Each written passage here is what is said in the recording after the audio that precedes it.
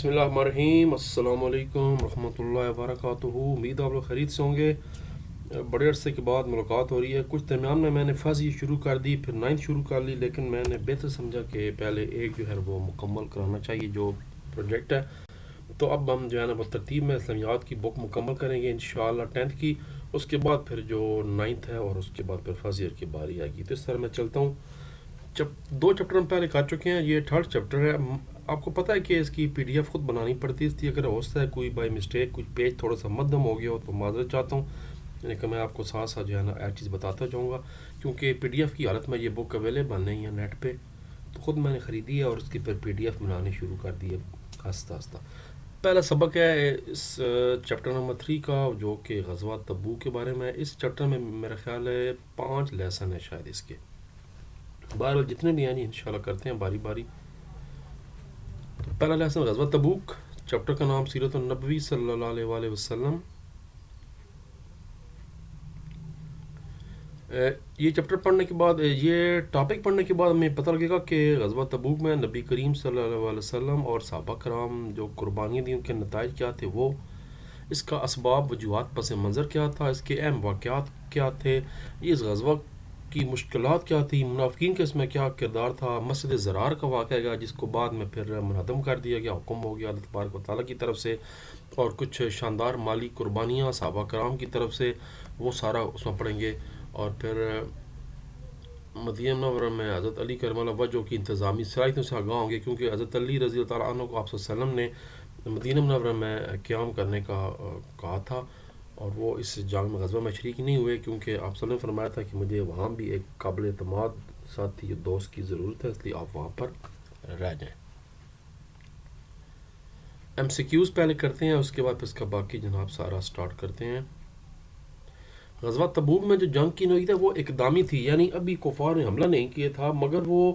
تیاری کر رہے تھے اور اکٹھے ہو رہے تھے، اس لیے آپ صلی اللہ علیہ وسلم نے بہتر سمجھا کہ اب ہمارے پاس مین پاور ہے، ہمارے پاس فوج ہے، تو پہلے سے ہی اس کی جو ہے نا اس کا سدباب کیا جائے، اس لیے لشکر تیار کر کے 30,000 کا، اور آپ صلی اللہ علیہ وسلم نے پیش قدمی کی تھی، اور آپ دیکھیں کیا کامیاب پیش قدمی تھی کہ کفار پر عیسائیوں پر جو ہے نا وہ ہیبت طاری ہوگی اور وہ بغیر لڑے وہاں سے بھاگ گئے تھے۔ تو یہ اقدامی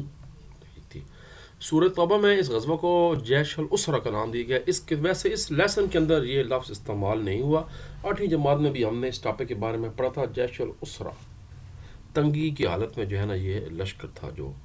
مالی طور پر بھی اور ویسے بھی موسم بھی بڑی سختیاں تھیں اور بڑے مشکل حالات تھے۔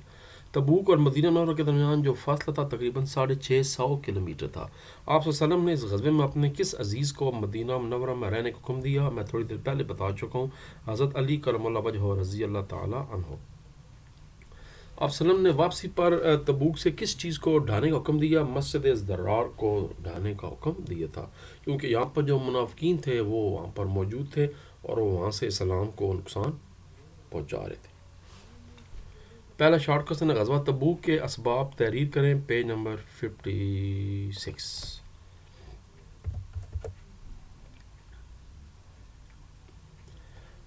ایک طرف فتح مکہ کے ساتھ عرب میں اسلام کے سب سے بڑے مخالف گروہ یعنی قریش مکہ کا زور ٹوٹ چکا تھا، اور وفود شہر مصطفیٰ صلی اللہ علیہ وسلم میں جوک در جوک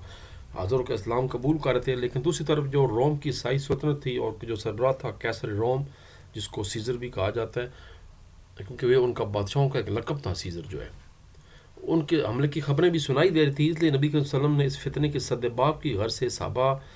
رضی اللہ تعالیٰ عنہم کو جنگی تیاری کا حکم دیا تاکہ اسلامی سلطنت کی سرحدوں کو محفوظ بنایا جا سکے۔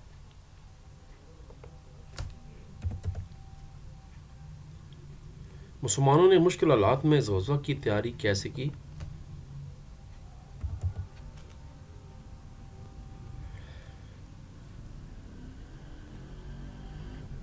یہ وقت انتہائی کھٹن تھا، مدینہ منورہ میں کھجور کی فصل تیار ہونے اور پکنے کے قریب تھی، قحط سالی، مسافت اور گرمی کی شدت کے باوجود اہل ایمان نے حکم الہی کی ہر دنیاوی اور مادی فائدے پر مقدم رکھا، اور صحابہ کرام رضی اللہ تعالیٰ عنہم نے ایمانی جوش و خروش سے تاری شروع کر دی۔ کچھ اگزامپل یا 2-3 یاد کر لیں۔ حضرت عثمان غنی نے ایک تہائی لشکر کی ذمہ داری اٹھائی، 900 اونٹ، 100 گھوڑے، 10,000 دینار اور بے شمار زاد راہ پیش کیا۔ حضرت صدیق اکبر رضی اللہ تعالیٰ عنہ نے ہر مرد کی طرح ہمیشہ پیش رہے اور اپنی کل ملکیت لے کر آگے، جس کی قیمت لگ بھگ 4000 درہم تھی۔ حضرت عمر فاروق رضی اللہ تعالیٰ عنہ بھی مسابقت میں پیچھے نہ رہے اور اپنا آدھا مال پیش کر دیا۔ حضرت عبد الرحمن بن عوف رضی اللہ تعالیٰ عنہ، حضرت عباس رضی اللہ عنہ اور حضرت طلحہ رضی اللہ عنہ نے اپنا بہت سا مال پیش کیا۔ خواتین نے اس خیر میں بھرپور شرکت کی، کئی خواتین نے اپنے زیورات بھی بھجوا دیے۔ حضرت عاصم بن عدی رضی اللہ عنہ نے 90 دسک کھجور بھی آپ صلی اللہ علیہ وسلم کی خدمت میں پیش کی۔ ایک دسک ایک اونٹ پر لادے جانے والے بوجھ، یعنی 90 ایک طرح کے اونٹوں پر لادے جانے والے بوجھ کے برابر جو تھی وہ کھجور پیش کی تھی۔ اگلا شارٹ کوسچن، عسکری معاملات کو مفید مفاد میں رکھنے کے راز کی سطح پہ مثالیں دیں۔ کتاب میں مثالیں کوئی نہیں بیان کی گئیں، صرف یہ بتایا گیا تھا کہ عام طور پر آپ صلی اللہ علیہ وسلم جو ہے نا وہ راز رکھتے تھے اور عین موقع پر جو ہے نا وہ صحابہ کرام کو بتاتے تھے کہ یہ جو آپ پلاننگ ہے، مگر یہ واحد واقعہ تھا جس میں آپ صلی اللہ علیہ وسلم نے یہ معاملہ راز نہیں رکھا، کیونکہ راستہ کھٹن تھا، مسافت دور دراز کی تھی اور دشمن بڑی تعداد میں تھے، تو اس لیے تیاری کے لیے آپ صلی اللہ علیہ وسلم نے پہلے سے ہی صحابہ کو خبردار کر دیا۔ لیکن جو اصل جواب ہے وہ اپنے پاس سے دینا ہے، اور وہ میں نے یہ لکھ لیا، آپ اس کو نوٹ کر لیں۔ یہ حضور نبی اکرم صلی اللہ علیہ وسلم کی زندگی میں کئی موقع پر رازداری کو امت کے فائدے کے لیے اختیار کیے گیا۔ چند مثالیں، نمبر 1، جنگوں کی منصوبہ بندی۔ جنگ بدر سے پہلے نبی اکرم صلی اللہ علیہ وسلم نے جنگ حکمت عملی کو راز رکھا تھا اور فوج کو احتیاط کے ساتھ حرکت دی تاکہ قریش کو حیران کیا جا سکے۔ نمبر 2، جنگ عذاب یعنی جس کو جنگ خندق بھی کہتے ہیں، اس موقع پر مدینہ منورہ کے گرد خندق کھودنے کی حکمت عملی حضرت سلمان فارسی نے جیسے مشہور عالم صحابہ کے مشورے سے طے کی گئی۔ یہ منفرد تدبیر بھی دشمن سے اس وقت تک چھپائی گئی جب تک اسے عملی جامہ نہ پہنایا گیا۔ فتح مکہ کے موقع پہ جو ہے نا وہ بھی حملہ راز رکھا گیا تھا تاکہ خون ریزی سے مکہ مکرمہ حرم کی حدود میں خون ریزی نہ ہونے پائے۔ تو یہ 3 مثالیں جو ہے نا آپ کو میں نے بتا دی۔ اس کو اس پوری کے پورے پیج کی اسکرین شاٹ لینے اور اس کو بعد میں آرام سے کاپی پہ لکھ لیں۔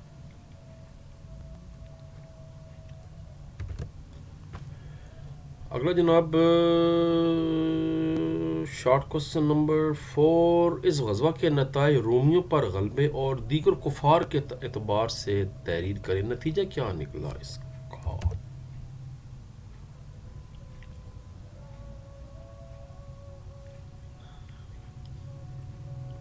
یہ جی 650 کلومیٹر سے زائد سفر طے کر کے جب یہ لشکر اسلام تبوک پہنچا، یہاں لشکر نے 10-15 دن پڑاؤ ڈالا، لیکن رومیوں کے دلوں میں ایسا رعب طاری ہوا کہ وہ مقابلے کے لیے آئی نہیں اور بھاگ پڑے۔ نبی کریم صلی اللہ علیہ وسلم نے اس دوران میں ارد گرد کے قبائل کو خطوط بھیجے اور اسلام کی دعوت دی اور بعد قبائل سے صلح کے معاہدے بھی طے پا دیے۔ لو جی جناب، اس کے بعد آخری سوال ہے، دوران سفر نبی کریم صلی اللہ علیہ وسلم نے صحابہ کرام کو جو ہدایات دیں ان کی اہمیت بیان کیجیے، پیج 58۔ اب اس میں ہدایات ڈائریکٹ اتنا نہیں لکھا ہوا، صرف یہ کچھ واقعات ضرور لکھے ہوئے ہیں جو آپ انہوں نے صحابہ کرام سے گفتگو فرمائی، تو وہ پھر ہم لوگ اس کو نوٹ کر لیتے ہیں۔ یہ جی میں نے ہائی لائٹ کیے ہوئے، جب دوران سفر ایک دن پانی بالکل ختم ہو گیا، لوگ پیاس سے پریشان ہو گئے، تو نبی کریم صلی اللہ علیہ وسلم نے دعا کے لیے ہاتھ اٹھائے اور یہاں تک کہ سب سیراب ہو گئے۔ یہ علاقہ بالکل بنجر تھا۔ اس موقع پر آپ صلی اللہ علیہ وسلم نے حضرت معاذ رضی اللہ عنہ کو فرمایا تھا کہ اے معاذ رضی اللہ عنہ، اگر آپ زندہ رہے تو آپ دیکھیں گے کہ یہ علاقہ ایک دن باغ و بہار بن جائے گا، اور آج کل ایسے ہی ہے۔ پھر پڑاؤ کے دوران آپ صلی اللہ علیہ وسلم جب دھول اڑتی دیکھی تو آپ صلی اللہ علیہ وسلم نے فرمایا کہ اللہ کرے یہ ابو خصیمہ ہی ہوں، وہ پیچھے رہ گئے تھے، لیکن شدید گرمی میں جب باغ میں ٹھنڈا پانی دیکھا تو دل میں نبی صلی اللہ علیہ وسلم کی ایسی محبت جاگی کہ فوراً نکل پڑے اور لشکر سے جا ملے۔ باقی اگر آپ کو اس کا جواب کہیں بہتر لگتا ہے تو مجھے بتایا کریں، یہ مطلب تکے نہ مارا کریں۔ مون بچے کہتے ہیں سر اس کا جواب تو آپ نے غلط بتایا، سر یہ ہم سے کیوں غلط بتایا ہے؟ تو اگر میں نے بتایا، میں بھی انسان ہوں، پر مجھے یہ ہے کہ پھر اصل وجہ بتائیں، اس کی جسٹیفائی کریں کہ آپ کے خیال میں پھر جواب کیا بنتا ہے، تاکہ ہمیں بھی پتہ لگے، آپ لوگوں کو بچوں کو بھی پتہ لگے۔ یہ اصل طریقہ ہوتا ہے، یہ نہیں کہہ دینا جی کہ یہ آپ نے غلط بتایا، تو پھر صحیح کیا ہے اور کیا وجہ ہے، صحیح کیوں ہے، اس کے پہ جسٹیفیکیشن دیا کریں۔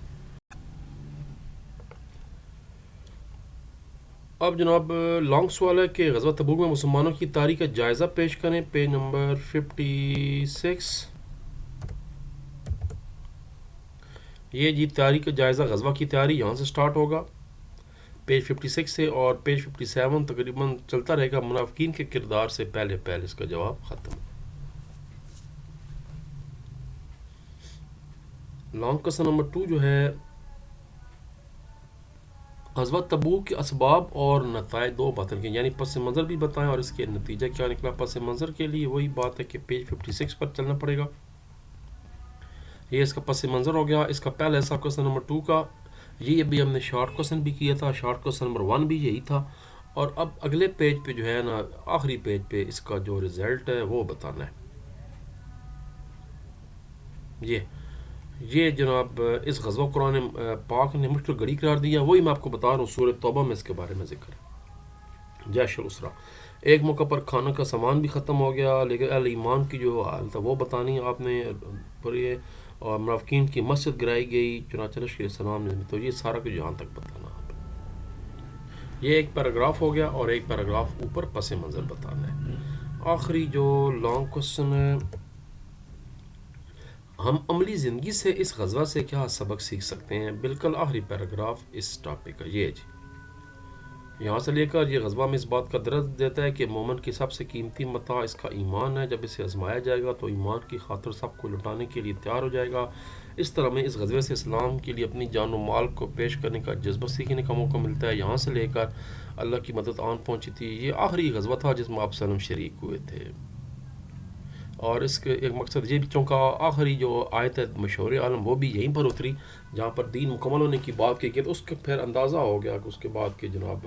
اب آپ وسلم کے جو وصال کا وقت قریب ہے۔ جو آخری آیت ہے ابھی ہم اگلے ٹاپک میں پڑھنے جا رہے ہیں، وہ حجۃ الوداع کے موقع پر جو ہے نا وہ اتری تھی، مگر اس سے پہلے تقریباً اب دین مکمل ہونے کے قریب آ چکا تھا،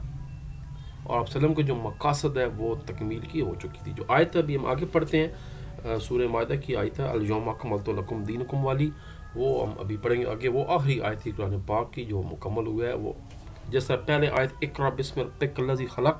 وہ پھر قرآن پاک کی آخری آیت ہے جو اتری ہے، آخری وہی۔ ٹھیک ہے جی، پھر ملتے ہیں جناب اگلے جو وہی ٹاپک ہے آپ کا حجۃ الوداع، اس کے لیے چند لمحے کے بعد دوبارہ ملاقات، تب تک کے لیے اجازت، اللہ تبارک و تعالیٰ ہم سب کا ناصر ہو، پاکستان زندہ باد۔